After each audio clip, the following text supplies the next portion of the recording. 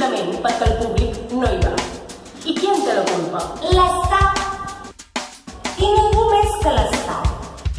Si a cadascú de nosaltres li imposéssim anar al teatre, les coses canviarien completament. Per què no instituir, per exemple, el teatre obligatori? Per què van instituir l'escola com obligatòria? I perquè cap nin no aniria a l'escola si no li obliguessin a anar. És cert que instituir el teatre obligatori és una mica més difícil, però que no podem aconseguir-ho tot amb bona voluntat i amb sentit del deure.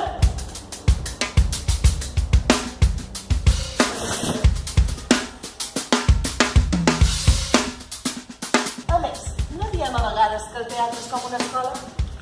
El teatre obligatori podria començar, doncs, a nivell dels infants, amb un repertori que comprendria contes com Hansel i Gretel, La Ventafocs, Els Tres Porquets o El Llop i la Set Blancaneus. Posem que a una ciutat gran hi ha 100 escoles i 1.000 infants per escola cada dia. Això ens dona 100.000 infants. Aquests 100.000 infants anirien pel matí a l'escola i per la tarda al teatre obligatori.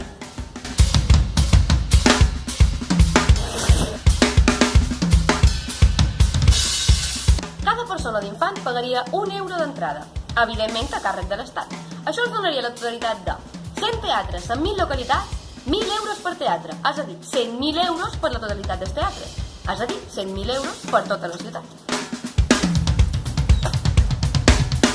El teatre obligatori, doncs, portaria els ciutadans a renunciar a coses estúpides, com jugar a cartes, tenir cites amoroses, organitzar assemblees, discussions polítiques, fer bufandes i altres coses que ens prenen i ens devoren el temps.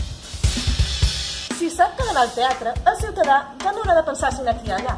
O sigui, caldrà que vagi aquí o allà, perquè no tindrà altre remei. Tant si li agrada com si no, haurà d'anar al teatre 365 vegades a l'any.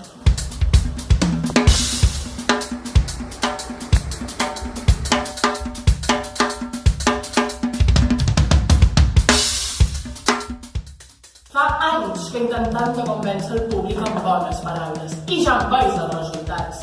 Els recursos publicitaris com Aire condicionat. els estudiants tenen un descompte del 50%, Hi haurà sessions populars amb descompte, etc.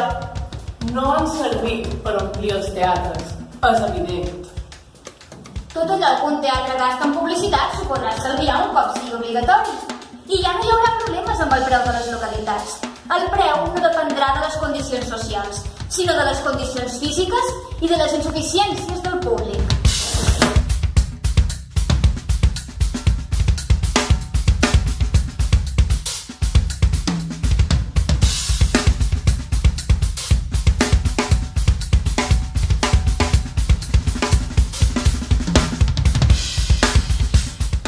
De la primera a la 5a fila aniran els sords i els miops.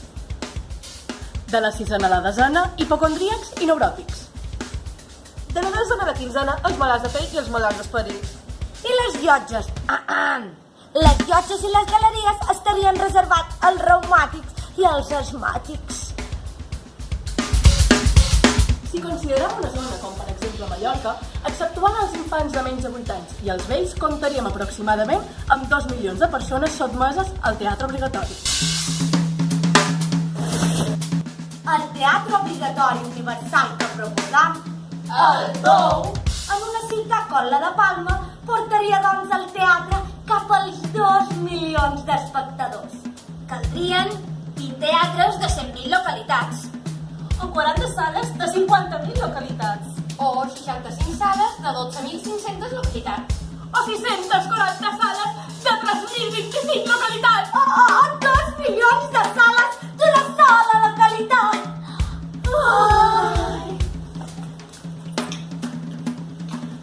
Cal que un sigui actor, perquè se n'adoni de la força que dona quan ens arrossega l'ambient d'una sala tapaïda de públic. Una sala amb 50.000 espectadors.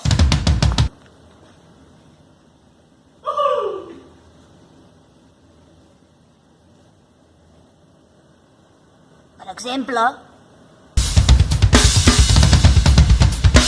Heus aquí la manera d'ajudar el teatre en crisi. No es tracta de repartir entrades gratuïtes, no. Cal imposar el teatre obligatori. I qui pot imposar-lo, si no l'Estat?